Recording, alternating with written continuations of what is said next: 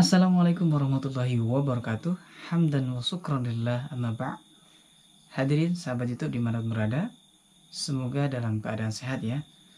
Alhamdulillah kita bersyukur kehadirat Allah SWT, kita bisa bertemu kembali dan Allah masih berikan kesempatan kita untuk melaksanakan ibadah Ramadan. Hari ini adalah hari ketiga kita melaksanakan ibadah Ramadan.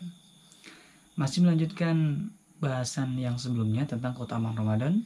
Sebelum ditambah tentang keutamaan yang nanti akan kami sampaikan, akan kami ulas beberapa keutamaan yang sudah pernah disampaikan. Keutamaan Ramadan yang sudah pernah kami sampaikan adalah yang pertama, dengan melaksanakan amal ya selama bulan Ramadan, puasa salah satunya itu merupakan pahala yang pahalanya akan dibalas langsung oleh Allah SWT.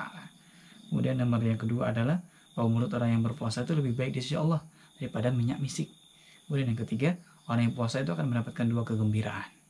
Kemudian yang nomor berikutnya, selanjutnya nomor 4, memasukkan pelakunya ke dalam surga.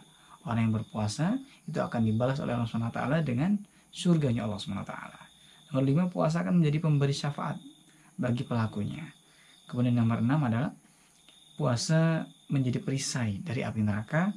Dan yang nomor ke-7, puasa sehari di jalan Allah itu akan menjauhkan pelakunya dari neraka sejauh 70 musim. Nah, sahabat YouTube sekalian, hadir rahimakumullah, kita melanjutkan bahasan berikutnya, keutamaan berikutnya, ke nomor yang 8. Keutamaan nomor 8 adalah orang yang berpuasa itu doanya akan dikabulkan oleh Allah Subhanahu wa taala. Rasulullah SAW menjelaskan bahwa doa orang yang berpuasa itu tidak akan ditolak oleh Allah Subhanahu wa taala, terlebih ketika ia berdoa di saat atau setelah berbuka. Nah, sehingga ketika kita mau berbuka, jangan tergesa-gesa untuk berbuka terlebih dahulu, atau ketika ada jeda sebelum maghrib kita sudah bersiap-siap untuk berdoa kepada Allah SWT, memohon sebanyak-banyaknya tentang hajat kita. Dan karena di antara itu merupakan salah satu waktu yang diijabah oleh Allah SWT untuk memanjatkan doa-doa kita. Salah satu la turaddu da'watuhu musa'im hatta yuftira wal imamu al-adil wa da'watu mazlum. 3 orang yang doanya tidak akan tertolak: orang yang berpuasa sampai ia berbuka, pemimpin yang adil, dan doa orang yang dizolimi. Hadis riwayat Ahmad. Hadisnya insyaallah sahih. Hadirin sahabat YouTube rahimakumullah, selanjutnya nomor 9, mendapat ampunan Allah atau maghfirah dari Allah SWT. Ramadan disebut bulan penyucian diri karena di dalam bulan ini Allah mencurahkan rahmat dan maghfirahnya kepada setiap hamba yang menunaikan ibadah puasa dengan keimanan dan mengharap pahala dari Allah SWT. Hal ini dijelaskan dalam sebuah hadis, "Man shoma Ramadana imanan wa ihtisaban, ghufira lahu ma taqaddama min dzambi." Dari Abu Hurairah radhiyallahu anhu, Rasulullah SAW sabda, barang siapa yang melaksanakan puasa Ramadan karena iman dan mengharap pahala, diampuni baginya dosa-dosa masa lalu. Hadis riwayat Bukhari dan Muslim. Jadi alhamdulillah, nomor berikutnya nomor 10 adalah puasa merupakan sarana pengendali syahwat. Nah, Allah SWT menciptakan manusia itu dengan disertai syahwat. Adanya syahwat pada diri manusia itu tidak sia-sia, tetapi terdapat faedah dan manfaat di dalamnya. Bahkan jika manusia tidak memiliki syahwat, seperti selera makan misalnya, kemudian dia tidak makan sehingga akan menyebabkan dirinya binasa, mati dan lain sebagainya. Demikian juga manusia tidak memiliki syahwat terhadap lawan jenis, maka keturunan akan menjadi putus ya. Oleh karena itu, keberadaan syahwat pada manusia itu tidak tercela. Celaan itu tertuju jika manusia melewati batas dalam memenuhi syahwat.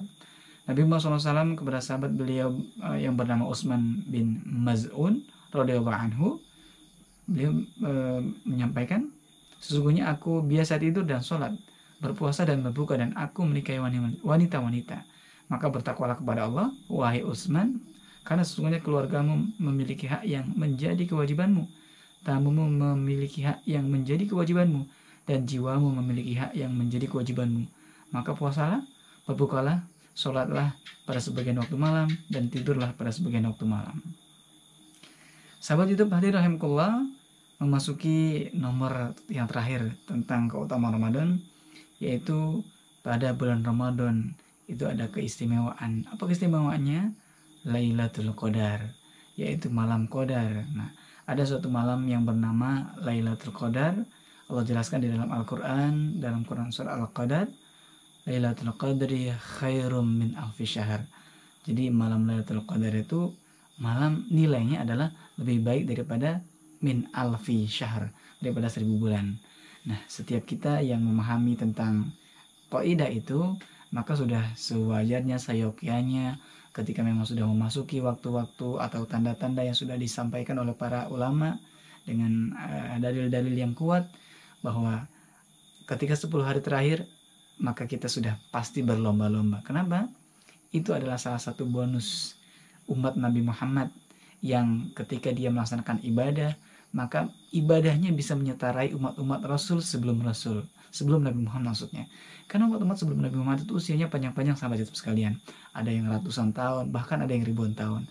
Sedangkan kita hanya terbatas puluhan tahun. Oleh karena itu, jangan sia-siakan kesempatan ini. Hadirin Allah, demikian beberapa keutamaan yang sudah kami sampaikan tentang keutamaan Ramadan. Semoga apa yang sudah tersampaikan tentang keutamaan Ramadan ini menjadikan ibadah puasa kita semakin semangat lagi dalam melaksanakan ibadah dan semakin semangat lagi dalam mengejar target-target yang sudah kita tetapkan tentang ibadah Ramadan pada tahun 1441 Hijriah. Demikian sahabat YouTube sekalian, semoga bermanfaat. Wassalamualaikum warahmatullahi wabarakatuh.